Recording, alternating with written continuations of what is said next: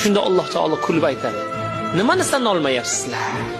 deganda, "Ya Robbiy, bir ro'zadorni 30 kun tutgan ro'zasiga seni bergan ajr, mukofot, savoblaringni sanay olmayapmiz. Bizlardagi raqamlar yetmayapti." Alloh taoloning oldiga shikoyat bilan keladi ular.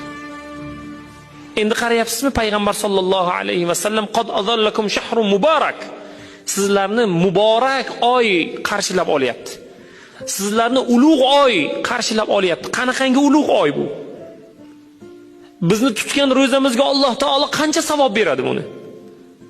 Alloh taolo qancha gunohlarimizni kechiradi, qancha martabalarimizni ko'taradi.